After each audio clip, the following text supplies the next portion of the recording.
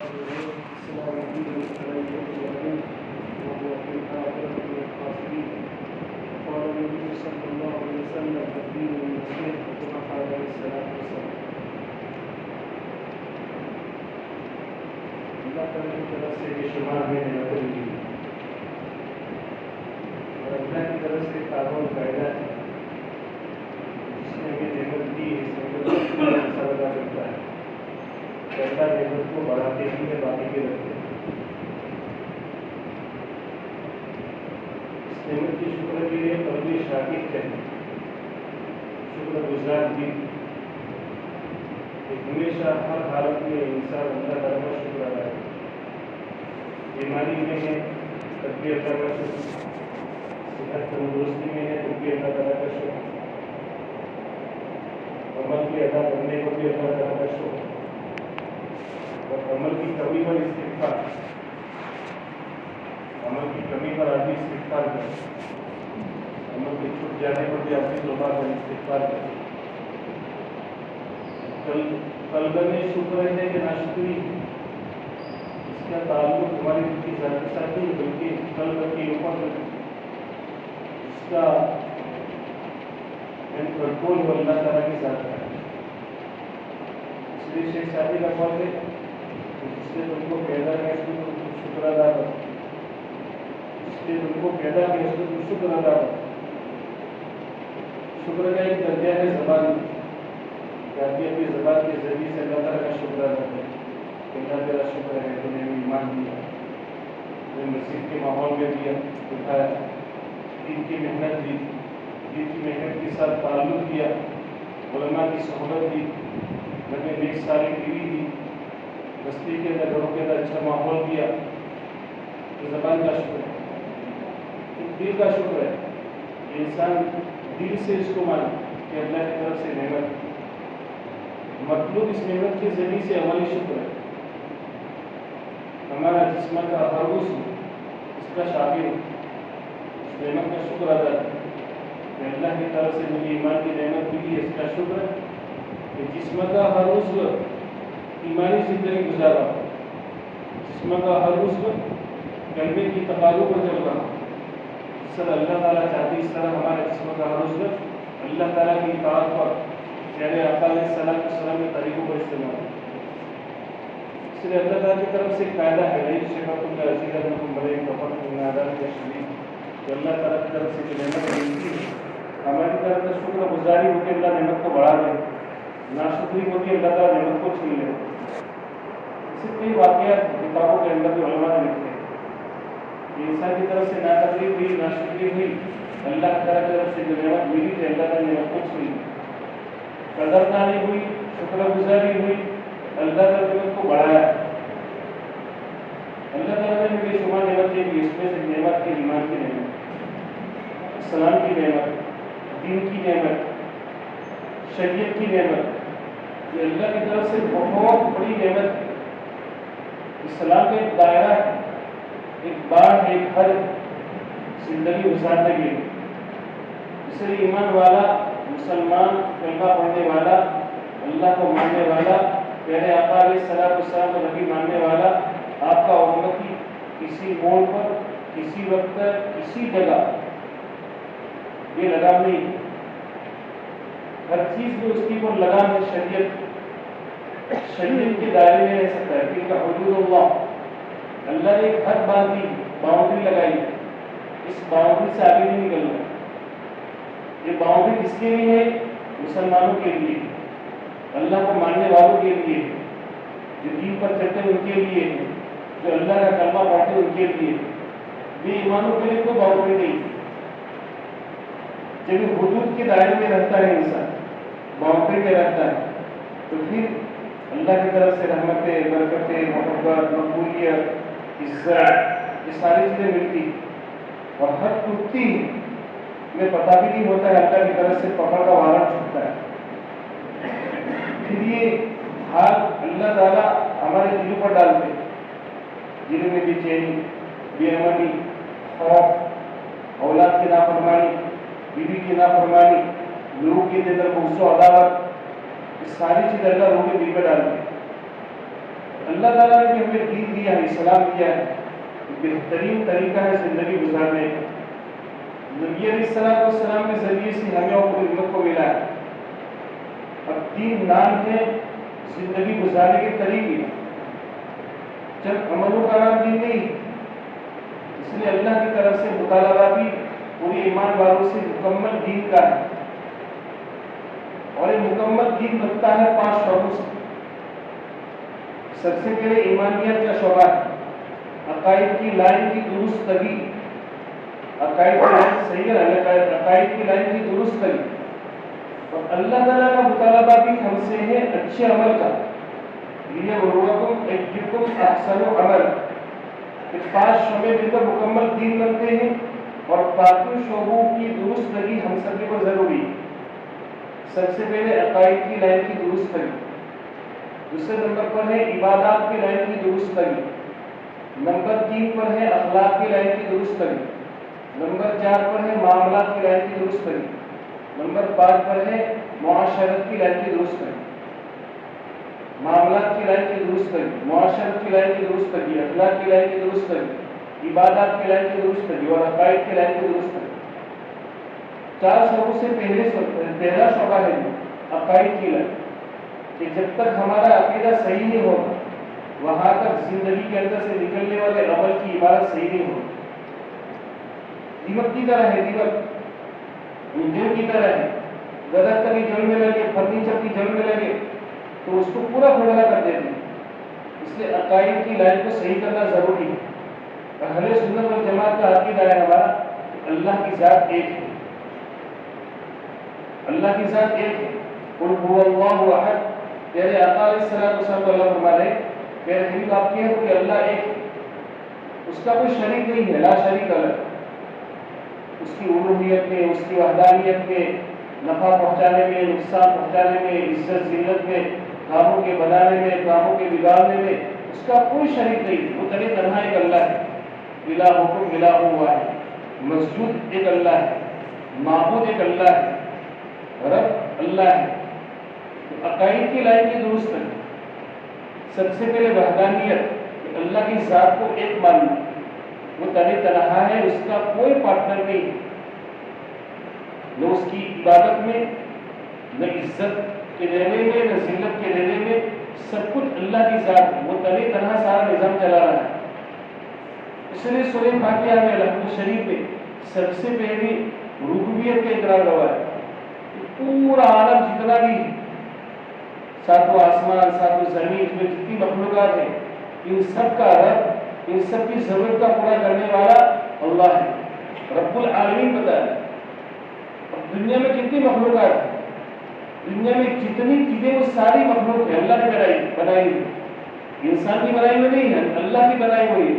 انسان کو اللہ نے دماغ دیا، انسان کو اللہ نے ٹیکنالوجی دی، انسان کو اللہ تعالیٰ نے ہنر دیا، تو انسان کی اس پر محنت لگی، اور بنانے والی ذات اللہ کی، ساری مخلوق، اور مخلوق سے مخلوق کو نفع بھی نہیں، نقصان بھی نہیں، عزت بھی نہیں، ذلت بھی نہیں، زندگی بھی نہیں، موت بھی نہیں، سب کچھ اللہ کے قبضے میں۔ وہ رب ہے۔ دنیا میں جتنی مخلوقات ہیں، اور سب سے زیادہ مخلوق انسانی بلکہ جنات ہے۔ دنیا میں ایک مخلوق ہے انسانوں کی، سب سے پہلے فرشتوں کی مخلوق، وہ بھی مخلوق ہے۔ سب سے پہلے اللہ نے فرشتوں کو بنایا، پھر جناتوں کو بنایا، پھر انسانوں کو بنایا، وہ ساری مخلوق ہے۔ دنیا میں سب سے زیادہ جنات ہے، جناتوں کی مخلوق، مسلمان بھی ہے، غیر بھی ہے، فرما بردار بھی ہے، نافرمان بھی ہے، شرارتی بھی ہے، اچھے بھی ہیں، وہ یہ سب ہے اس میں۔ یہ ساری مخلوق کی جس وقت کی جو ضرورت ہے، وہ ساری ضرورت اس کے خزانے سے آتی ہے، اس کے خزانے سے آتی ہے۔ اس لیے وہ رب ہے، اس کو رب ماننا۔ اس لیے اللہ تعالیٰ نے دنیا میں 7 لاکھ نبی بھیجے دنیا میں، قلب کی تصحیح اور قلب کو صحیح سالم بنانا، اور قلب اور دل کو صاف کرنا اور ماننا، اور تمام تر غلط خیالات سے، غلط عقیدوں سے اس کو صاف کرنا، اور اللہ کی ذات کو دل کی گہرائی میں اتارنا۔ وہ فقط ایک دین میں ایک عمل سے کم نہیں ہوگا۔ اللہ تعالیٰ نے اس بات کو سمجھانے کے لیے 7 لاکھ نبی دنیا میں بھیجے، سوالات نبی دنیا میں مسلسل آتے رہے. ثم ارسلنا رسولنا تترا. بنیادی چیز ہے عقائد کی لائن کی درست کرنی, قلب کو صحیح کرنا, دل کو صحیح سالم بنانا, اس کے اندر کی جتنے رذائل ہیں, کبر ہے, عجب ہے, کینہ ہے, حسد ہے, یہ سارے رذائل ہیں جو ساری ایمان کی جڑوں کو کھوکھلا کر دیتے ہیں, عملوں کو کھوکھلا کر دیتے ہیں. اس سے دل کو بالکل صاف کرنا, اس کے لیے اللہ تعالی سوالات پوری دنیا میں بھیجی. شیطان کے اندر حسد تھا, حسد کی وجہ سے اللہ نے اس کو اتارا, زمین پر راندہ کیا. اور آدم علیہ السلام کے اندر حرص تھی, لالچ, اس کی وجہ سے جنت سے اتارے گئے. حرص اور حسد بہت بڑی بیماری ہے. حرص کی معنی لالچ اور حسد کی معنی چلنا, بغض کی معنی عداوت, دشمنی. یہ ساری دل کے امراض ہیں, دل کی بیماریاں ہیں, اور یہ صاف ہوگی اس کی محنت سے, اللہ کی محنت سے, اللہ کی محنت سے.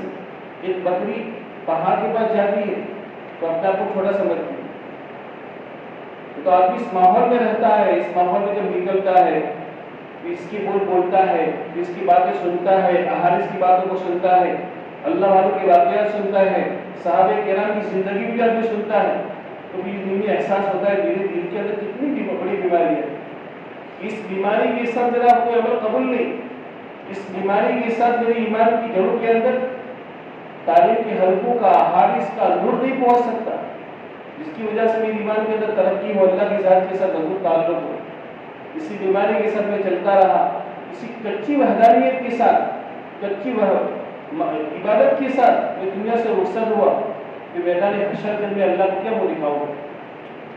اس لیے پیارے آقا علیہ الصلوۃ والسلام نے اور آپ سے میرے جتنے نبی آئے, سارے نبیوں نے انسانوں کے دلوں پر محنت کی.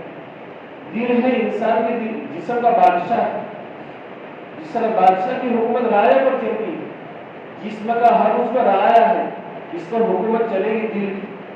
اس لیے پیارے آقا علیہ الصلوۃ والسلام نے 13 سال مکی زندگی میں دل پر محنت کی. صحابہ کرام جب محنت ہوئی, دل کی صفائی ہوئی, اللہ تعالیٰ نے اس کو دل کی ہیرے پیدا کی, صدیق اکبر جیسے, حضرت عثمان جیسے, حضرت عمر جیسے, اور ان کو اللہ رب العزت نے پیارے آقا علیہ الصلوۃ والسلام کی زبانی جنت کی بشارت سنی.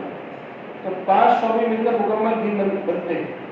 اور اللہ تعالیٰ بھی فرماتے ہیں ان الدین عند اللہ الاسلام. اسلام میں کون سا طریقہ ایسا ہے جس کو ہم اپنے سر کے اوپر نہیں لے سکتے؟ اور مذہبوں کے طریقے دیکھیں, پانی پینے کا طریقہ دیکھیں, کھانے کا طریقہ دیکھیں, شادی بیاہ کا طریقہ دیکھیں, ان کے معاملات کا طریقہ دیکھیں, کپڑوں کے پہننے کا طریقہ دیکھیں, میاں بیوی کے ملنے کا طریقہ دیکھیں, ان کی موت میت دیکھیں, ان کے سفر دیکھیں, ان کا ویوہار دیکھیں, ان کے اخلاق کیریکٹر دیکھیں, ان کی عبادتیں دیکھیں. اس سب مذہبوں میں سب سے نمایاں کوئی طریقہ ہے زندگی گزارنے کا کہ جس طریقے پر انسان اپنی زندگی ڈالے اور اس طریقے پر انسان اپنی زندگی گزارے تو دنیا کی زندگی اللہ فرماتے حیاتاً طیبہ مانا دے, پیش بھری زندگی. ایک پٹری پر گاڑی چل رہی ہے, ٹرین جب تک چل رہی ہے تو پٹری پر, وہاں تک تو اندر میں بیٹھنے والے مسافر بھی خوش ہیں اور تو بات بھی ہو رہی ہے. ابھی پہنچتے آدھے گھنٹے میں, لوگ استقبال میں بھی آ چکے ہیں, گھر میں پکوان بھی پک چکا ہے, اور پٹری سے ریل اتر گئی تو بھی قرآن اور حدیث ہے, صحابہ کی زندگی, صحابہ کی سیرت ہے, میرے آقا علیہ الصلوۃ والسلام کی زندگی ہے, وہ ہمارے لیے چلنے کی راہ ہے. اس پر ہماری زندگی پوری چلے, عقائد کی لائن, عبادت کی لائن, معاملات کی لائن, معاشرت کی لائن, اخلاقیات کی لائن, یہ 5 شعبوں میں ہمیں دیکھنا ہے. میرے آقا علیہ الصلوۃ والسلام کا فرمان ہے صلو کما رأیتمونی اصلی, فقط نماز کے متعلق نہیں ہے, نماز ایسی پڑھو جیسے میری نماز. ایک انصاریہ صحابیہ ہے رضی اللہ عنہ, ان کے ایک غلام تھا جو بڑا ہی تھا, سدھار. میرے آقا علیہ الصلوۃ والسلام سے درخواست کی کہ اللہ کے قسم آپ کے اگر ارشاد ہو, حکم ہو تو میرا غلام ہے جو خادم ہے, نوکر ہے, وہ بڑھئی کا کام اچھی طرح جانتا ہے, ایک منبر آپ کے لیے بنا دے. میرے آقا علیہ السلام نے حکم دے دی, منبر بن کے تیار ہو گیا. اب منبر جب تیار ہو گیا تو کہہ رہے آقا علیہ الصلوۃ والسلام منبر کی تیسرے زینے پر، اوپر کا جو زینہ ہے اس پر کھڑے ہو کر آپ نے نماز پڑھائی۔ ہماری عقل کیا کہتی ہے؟ نماز تو نیچے پڑھی جائے گی، اور آپ نے بھی فرمایا کہ میرے پیچھے عقل والے لوگ کھڑے رہے، عقل والے لوگ، کیونکہ آپ علیہ السلام کی زندگی کو فالو کرنا تھا، قیامت تک آنے والے انسانوں کو بتانا تھا کہ آپ کی نماز کیسی تھی، آپ کے اخلاق کیسے تھے، آپ کے معاملات کیسے تھے، آپ کی معاشرت کیسی تھی، امت تک پہنچانا تھا۔ ایک صحابی رضی اللہ تعالیٰ عنہ کا نام اٹھ گیا، وہ اسلام میں داخل ہوئے، آپ نے کہا کہ میرے پیچھے یہ صحابی کھڑے رہیں گے۔ ابو بکر کی بھی ہمت نہیں، عمر کی بھی ہمت نہیں کہ پیچھے کھڑے رہے، کیونکہ آپ علیہ السلام کی پوری نماز، پوری زندگی کو وہ اس قبیلے کے، اس خاندان کے بڑے آدمی تھے، چودھری آدمی تھے، ان تک پہنچانا تھا کہ کہہ رہے آپ علیہ السلام کی نماز کیسی ہے، آپ کا رکوع کیسا ہے، آپ کا سجدہ کیسا ہے، آپ کا قیام کیسا ہے، آپ کا ہاتھوں کا باندھنا کیسا ہے، ہاتھوں کا اٹھانا کیسا ہے۔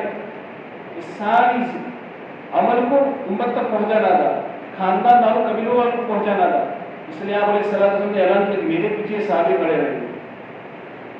اب منبر کی تیسرے زینے پر آپ کھڑے ہو گئے، تکبیر کہی گئی، آپ نے نماز پڑھا، قیام بھی کیا، رکوع بھی کیا، آپ سجدہ کہاں کریں گے؟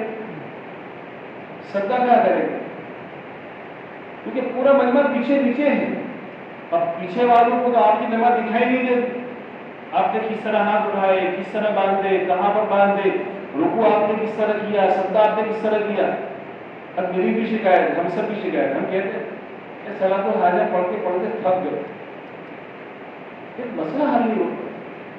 میں بچپن سے لے کر 55 تک میری نماز قضا ہے، لیکن سر کا درد بھی دور نہیں ہوا، ایک روزی روٹی کا مسئلہ بھی حل نہیں ہوا، ایک 5 روپے کا مسئلہ میرا حل نہیں ہوا۔ مجھے دیکھنا ہے پیارے آقا علیہ السلام کی نماز یا اینک ہے، اس میں دیکھوں گا کہ پیارے آقا علیہ السلام کی نماز میری نماز ضرور میل کھاتا نہیں کھاتا ہے۔ آپ نے ایسے نہیں فرمایا تھا کہ میرے پیچھے اولو الاحلام لوگ کھڑے رہیں گے، عقل والے لوگ۔ اب کسی کی ہمت نہیں کہ آپ کے پیچھے کھڑے رہے، صدیق اکبر حضرت عمر نے ہمت کی۔ اب نماز ان کی ایسی بنی کیونکہ اللہ کی طرف سے وعدے بھی پورے ہوئے، وعدے بھی۔ اب تیسرے زینے پر رکوع کیا، وہاں سے بھی اب سجدہ کرنے کا مسئلہ ہے، تو آپ پیچھے موڑ، پیچھے کیوں اترے، بھی سجدہ کیا، پھر دوسری رکعت کے لیے پھر اوپر چڑھے، پھر دوسری رکعت میں پھر اوپر چڑھے، پھر دوسری رکعت آپ نے پڑھا، رکوع کیا، پھر سجدے کے لیے نیچے اترے، اس طرح آپ نے نماز پڑھی، امت کو بتایا، امت کو بتایا۔ اس لیے اسلام کا کوئی بھی عمل ایسا نہیں ہے کہ انسان اس پر چلے اور اللہ کی طرف سے رحمتیں، برکتیں، محبت، مقبولیت، عزت، اطمینان، امن، یہ ساری چیزیں نہ ملیں اور باطل کے پر اس کا اثر نہ پڑے۔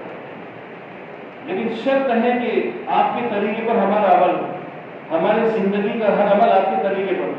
اس لیے قرآن کہتا ہے دین عند اللہ اسلام، کہ دین اللہ کے نزدیک دین اسلام ہے، اسلام کا ہر عمل اللہ کے نزدیک مقبول ہے، محبوب ہے۔ اور اللہ آگے فرماتے ہیں جو اسلام کے طریقے کو چھوڑ کر کوئی دوسرا مذہب لے کر آئے گا، دوسرا طریقہ لے کر آئے گا، چاہے وہ طریقہ سر کے بال میں کٹنگ کا ہو، سر کے بال میں کٹنگ کا ہو، چاہے چہرہ بنانے کا ہو، چاہے کپڑوں میں ہو، چاہے شلوار کے اندر اوپر کے حصے میں ہو، نیچے شلوار ہو اوپر سے پٹلون ہو، نیچے سے شلوار ہو اوپر سے پٹلون ہو، اور پٹلون میں بھی آدھی پائجامہ ہو کر پیشاب کرتا ہے، اور پٹلون میں کیا ہوتا ہے اب ہم جانتے ہیں، نیچے سے اور لوگوں کی قوم کی مشابہت ہو یا اوپر سے اور قوم کی مشابہت ہو، معاملات کے اندر اور قوم کے ساتھ مشابہت ہو، ہماری گھریلو رہن سہن میں اور قوموں کا طریقہ ہو، ہمارے گھر کے اندر میت ہو گئی تو اس کے اندر اور قوموں کا طریقہ ہو، ہمارے گھر میں خوشی کا موقع آ گیا، حج کا موقع ہے، بچی کی رخصتی کا موقع ہے، بچی کی شادی کا مسئلہ ہے، منگنی کا مسئلہ ہے، ختنے کا مسئلہ ہے، اس میں اگر اور قوموں کی رواجات اور رسومات مل گئی تو پھر ہمیں یبتغی غیر الاسلام دینا فلن یقبل منہ، اللہ فرماتا ہے ہم اس کو ہرگز قبول نہیں کریں گے. اب اس طریقے کو پورا اپنی زندگی میں لینے کے لیے یہ صحیح ہے غلط ہے، میرے فائدے کے لیے میرے نقصان کے لیے، اس کے لیے ایمان کا معیار ہے. معیار صحابہ کرام کے دلوں کے اندر ایمان کا معیار کتنا اونچا تھا.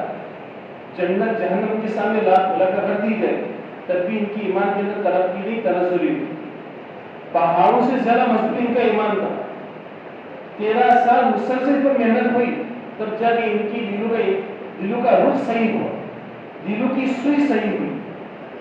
اللہ تعالیٰ کا فرمان ہے یوم لا ينفع مال ولا بنون الا من اتى الله بقلب سلیم، کہ پیور دل لے کر آؤ، کیونکہ پڑھنے والی ذات اللہ کی.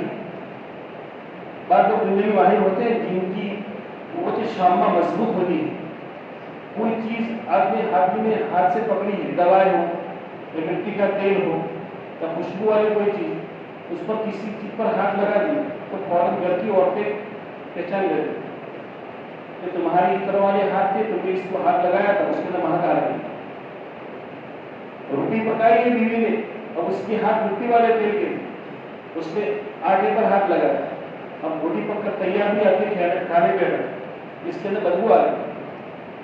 پرکھنے والی ذات اللہ کی، پرکھنے والی ذات اللہ کی. اس کو صحیح کرنا بہت ضروری ہے. اللہ کو دل کی گہرائی میں اتارنا بہت ضروری ہے کہ اللہ ہی کرتے ہیں. ساری مخلوق اللہ کے بغیر کچھ نہیں کر سکتی، اور ساری مخلوق کرنے میں اللہ کی محتاج ہے، اللہ کسی کا محتاج نہیں ہے. صحابہ کرام کے دلوں کا جب رخ صحیح ہوا، اللہ کی طرف سے حکم آیا نماز.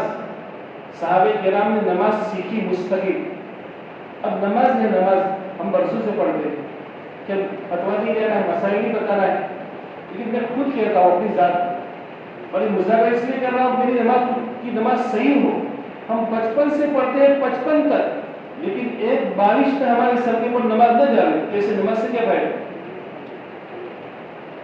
عقائد کی لائن درست کرنا. ایمان بنانے کے بعد اللہ کو حکم نماز ہے. ایمان اور نماز کے ذریعے سے دو لائن صحیح کرنی ہے. ایمان اور نماز، یقین اور نماز، یقین اور نماز. کہ نماز کے ذریعے سے یقین کے راستے سے ہمارا مسئلہ حل ہو. اب نماز کے لیے ہم کھڑے ہوتے ہیں. اب کتنی چیزیں ایسی ہیں جس کے ذریعے سے ہماری نماز فاسد ہو جاتی ہے، نماز ٹوٹ جاتی ہے. اللہ اکبر کے لیے ہاتھ باندھا. اور کتنے علماء کرام اس میں بیٹھے ہوئے ہیں. میری زبان چھوٹی رہے گی، علماء کرام رشتے دار والے. تو آدمی نماز کی نیت باندھنے کے بعد اب آدمی گاڑی میں کچھ جلاتا ہے، کبھی سر میں کچھ جلاتا ہے، کبھی پینٹ صحیح کرتا ہے، جبہ صحیح کرتا ہے. علماء کرام سے پوچھے کہ ایک رکن میں 3 مرتبہ اس عمل کو کرنا کیسا ہے؟ اور میری شکایت ہے کہ میری نماز مسئلہ بنتا نہیں ہے، مسئلہ بنتا نہیں ہے کہ نوٹ ہی کھوٹا ہے. 50 کا نوٹ جس نے تمہارے ہاتھ میں تھمایا ہے وہ نقلی نوٹ ہے. 100 کا نوٹ جس نے تم کو تمہارے ہاتھ میں تھمایا وہ نقلی نوٹ ہے. 500 کا نوٹ نقلی ہے، تم اس کو اصلی سمجھ کے استعمال کرو. ایک رکن میں 3 مرتبہ ایسا کیا تو نماز. بعض عمل ایسے جو عمل کثیر بنتے ہیں، عمل کثیر بنتے ہیں کہ آدمی کو ہاتھ کے ذریعے سے اپنی ٹوٹی صحیح کرے.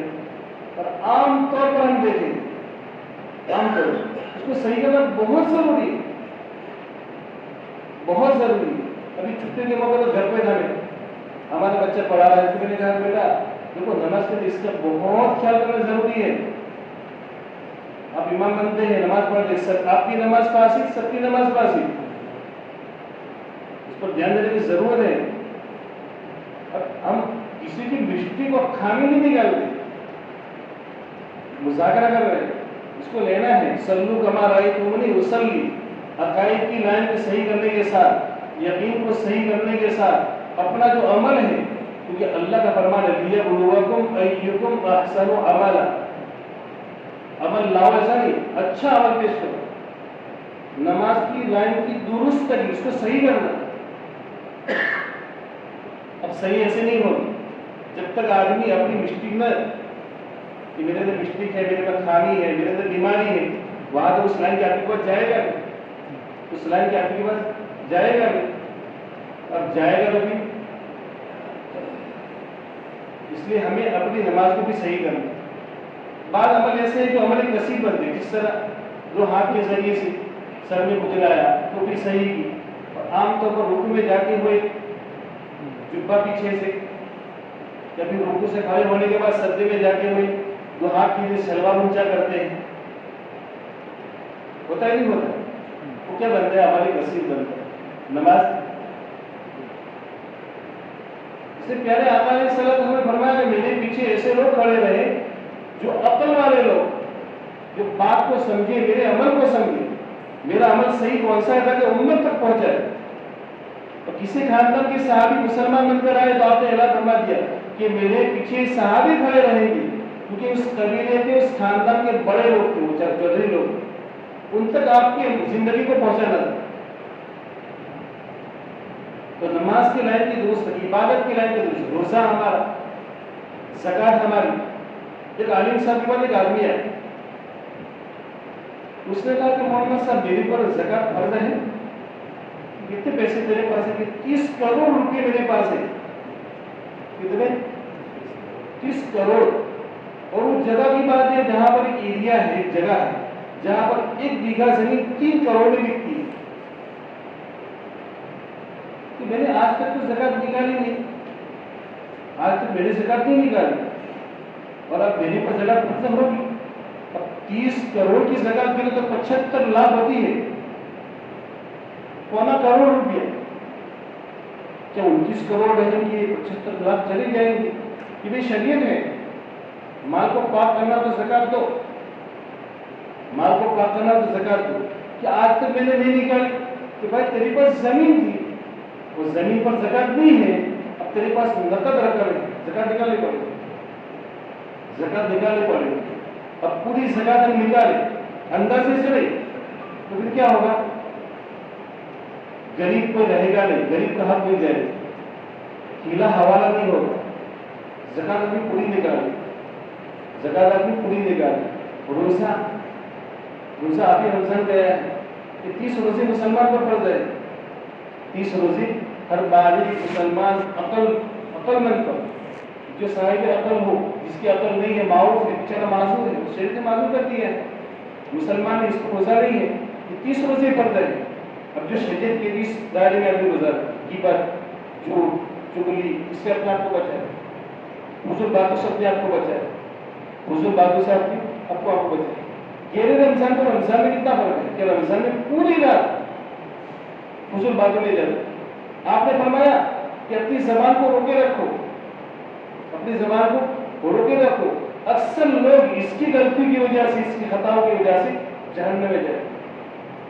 زبان کو پکڑ بتایا کہ ہے چھوٹی، جسے میں بہت چھوٹی ہے، اس کی بناوٹ بہت چھوٹی ہے، لیکن اتنی بھیانک ہے اس کی غلطیاں، خطائیں، کہ جس کی وجہ سے اللہ نے اس پر 2 تالے لگائے، 2 تالے اس پر لگائے، 2 ہوٹھوں کا اور 32 تالوں. چھوٹی بات کہنے کی غیبت کرتے ہیں، ساری میڈیا نے اس پر تہمت لگا دی، جھوٹ بول دیا، فرشتے بھی تو. پھر آدمی اپنے ماحول میں، اپنے سماج میں کیا بنتا ہے؟ بکو بنتا ہے، بکواس. مجال سکون کالا پینی بالدرویش بدہودہ گفتن مگر قدر خویش. کہ جب تک بات کرنے کا موقع نہیں ہے، آدمی بات کرے گا تو اس کی بات بکواس بنے گی. اور قرآن نے بھی کہا ہے تم ان اللہ معرضون، ایمان والوں کی جہاں صفت بیان کی ہے کہ ایمان والے کی صفت یہ ہے کہ ایمان والا فضول باتوں سے، بیکار باتوں سے اپنے آپ کو بچائے گا، وہ ایسے نہیں چلتے. دوسرا آپ نے فرمایا کہ آدمی اپنے گھر میں رہے، ضرورت ہو تو آدمی اپنے مکان سے نکلے. ہم کہتے ہیں فریش ہونے جاتے ہیں، فریش ہونے، ابھی فریش نہیں ہوتا، بالکل فریش ہو جاتا ہے، بالکل فریش. نماز بھی گئی، روزہ بھی گیا، زکات بھی گئی، حج بھی گیا، سب کا خیرات بھی گئی. لوگ ہماری زندگی فالو کرتے ہیں. ایمان والا فری کہ بازار و مارکیٹ میں ہوگا کہ نہیں، اللہ کی بتائی ہوئی حدود میں رہے اور اللہ کے نبی صلی اللہ علیہ وسلم کے طریقوں کو اپنی زندگی میں اپنائے تو فریش ہی ہے، اس کا کوئی ایسا نہیں آ سکتا. دماغ بھی اس کا فریش رہے گا، دل بھی اس کا بالکل صاف رہے گا، اس کی زندگی صاف ستھری رہے گی. ابھی فریش نہیں ہوتا، بالکل فریش ہو جاتا ہے. آپ نے فرمایا اپنے گھر میں رہو، ضرورت ہو تو آدمی نکلے. یہ تمام صحابہ کرام کی زندگی اٹھا کر دیکھیں اور آپ علیہ الصلوۃ والسلام کی سیرت اٹھا کر دیکھیں کہ صحابہ کرام کی زندگی کا تیسرا حصہ 24 گھنٹے میں تیسرا حصہ 3 حصے دیں گے. یہ تیسرا حصہ مسجد و مسجد کے اعمال میں گزر جاتا ہے, مسجد و مسجد کے اعمال میں, اور نمبر 2 پر حلال کمائی میں, نمبر 3 پر اپنے مکان میں, بیوی بچوں کے پاس. جس بیوی کے پاس بیٹھنا نہ ہو تو پیار اس کو کب ملے گا؟ آپ نے فرمایا خیرکم خیرکم لاہلی, تم میں اچھا آدمی کون ہے, بہتر آدمی کون ہے, جو کہ اپنے گھر والوں کے لیے اچھا ہو. دوسرے سے آدمی اچھی منہ سے بات کرتا ہے, ہنستے منہ بات کرتا ہے, اچھے اخلاق کے ساتھ پیش آتا ہے, پھول بکھیر دیتا ہے, اور گھر میں جاتا ہے تو پھر کانٹے بکھیرتا ہے. بیوی کے پاس وقت نہیں دے گا تو میاں بیوی محبت کیسے پیدا ہوگی؟ اولاد کے پاس وقت نہیں دے گا تو اولاد میں شفقت پیار, ان کی تربیت, گھریلو ماحول, گھر میں کیا چیز چلتی ہے, کیا چیز رسومات ہے, کیا چیز بدعات ہے, اللہ کے نبی صلی اللہ علیہ وسلم کے دشمنوں کی کون سی چیز گھر میں آئی ہے, پتہ نہیں چلے. کیا کہ مارکیٹ میں پھرے گا, دکانوں پر پھرے گا, کھیتی باڑی میں رہے گا, تبیروں میں رہے گا, فیکٹری میں رہے گا, گھر والوں کو وقت نہیں دے گا, تو پھر کیا ہوگا؟ گھروں میں طرح طرح کی رسومات خرافات گھر میں آئے گی, اور جب گھروں میں چیز آ جائے وہ جڑ پکڑ لے گی, جڑ پکڑ لے گی, پھر نکالنے سے بھی نہیں نکلے گی, پھر آدمی خود کے اثر ہو جائے, پچھتائے گی. یہ صحابہ کرام کی ترتیب یہ تھی. آپ فرمانے اپنے گھر میں رہو, اسی لیے آپ نے فرمائی اپنی غلطیوں پر روتے رہو, اپنے بھولوں پر روتے رہو. وقت اللہ خطی آتی, اپنے بھولوں پر رو, میرا عقیدہ بھی صحیح نہیں, میرا یقین بھی صحیح نہیں. تو اگر موت کی بارڈر تک تھوڑا بھی اگر سمما دے دے صحابہ کرام کی ایمان تو میرا بھلا ہو جائے گا, میرا بھلا ہو جائے گا.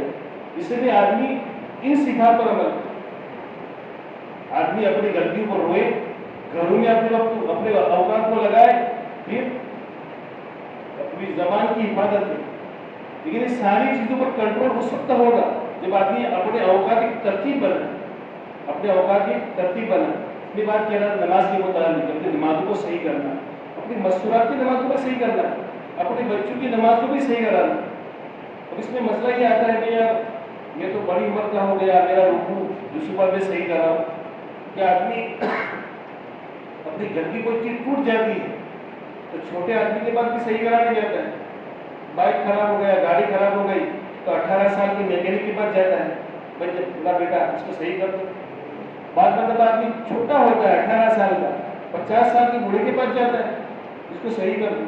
تو نماز صحیح کرنے میں کیا حرج ہے؟ سب لوگ کما رہا ہے تم نے اسلی نماز اس طرح پڑھو جس طرح تم مجھے پڑھتے دے.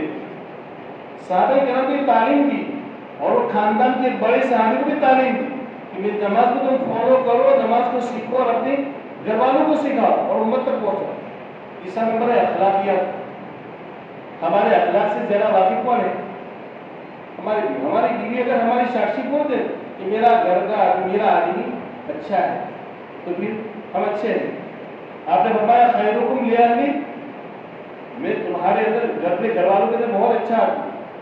اپنے گھر کی مستورات ہماری خود کی تعریف کر دے تو ہم اچھے ہیں, اور اگر ہماری مسٹیک نکال دے تو چاہے ہم اپنے ماحول میں مارکیٹ میں پھول بکھیرتے ہیں لیکن ہم فیل ہیں. چوتھی چیز آپ نے بتائی معاملہ, اپنا جو کاروباری لائن ہے, اصل تو ہماری چیز تھی, ایمانداری, سچائی, چپتا رہنا, اس کے عیب کو بتانا, یہ ساری ہماری صفات, ایمان والوں کی صفات. لیکن آج اس کو غیروں نے لے لی, غیروں نے لے لی.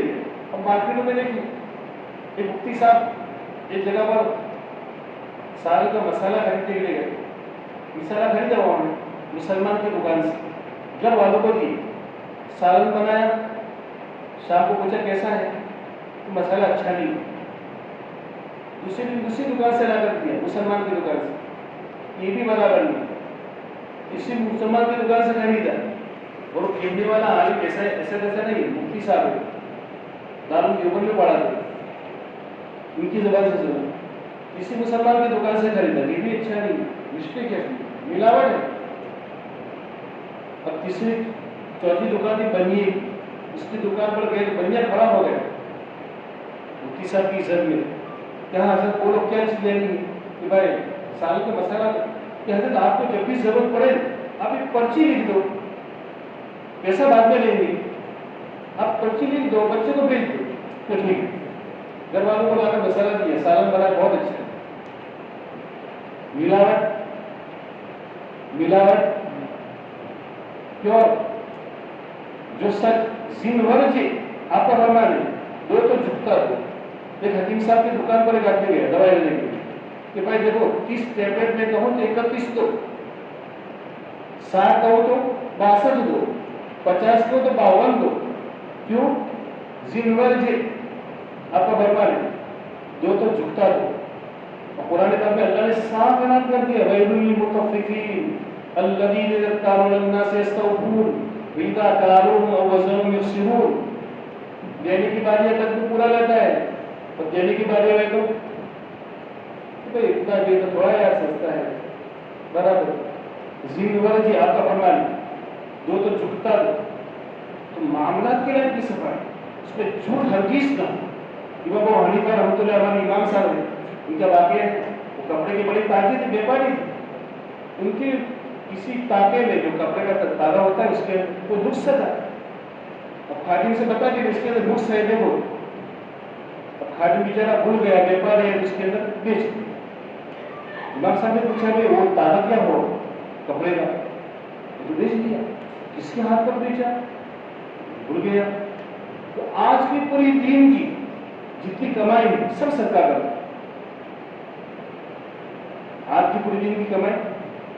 اب میں اس کو دیکھوں کہ میری کمائی میں کتنا حلال ہے کتنا حرام ہے، کتنا جھوٹ ہے کتنا ملاوٹ ہے، سب تاجر میں سب آ گئے، دکاندار بھی ہو، کھیتی والے ہو، فیکٹری والے ہو، ہوٹل والے، موٹر والے، سب جس طرح کے بھی کاروبار اس میں شک والا لڑکا اندر جاتا ہے وہ اندر اندھیرا پیدا کرتا ہے۔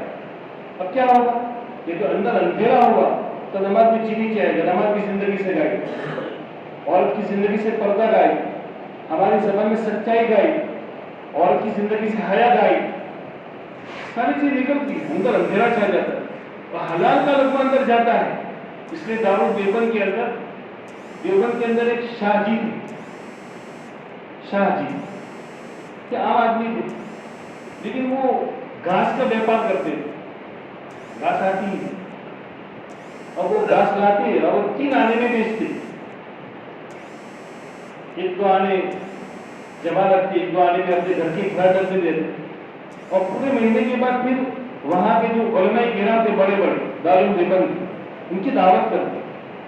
تو اس زمانے میں جو علماء کرام تھے وہ انتظار میں رہتے کہ شاہ جی کب دعوت کریں گے، شاہ جی کب دعوت کریں گے، تو پوچھتے کہ شاہ جی کب دعوت کروں گے، کیونکہ انتظار رہتا ہے کہ آپ کے کھانے میں اتنا نور رہتا ہے کہ جب کھاتے ہیں تو اللہ کے ذکر کی عبادت کرنے کی توفیق زیادہ ہوتی ہے کہ پیور میری رقم ہے ایک دم حلال۔ کلوا من الطیبات واعملوا صالحا، اللہ فرما دے کہ حلال اس کا کھاؤ پھر عمل کرو، اور رسول کو بھی اللہ نے کہا کلوا یا ایھا الرسول کلوا من الطیبات واعملوا صالحا، کہ رسول کو حلال اس کا کھاؤ پھر عمل کرو۔ تو حلال اس کا فرق ہوتا ہے، آدمی حلال کا کھاتا ہے، حرام سے اپنے آپ کو بچا رہا ہے جتنا ہو سکے اپنے اختیار۔ اور تقویٰ کے معنی علماء نے لکھا ہے بچنا، اپنے آپ کو بچانا۔ کس سے بچانا؟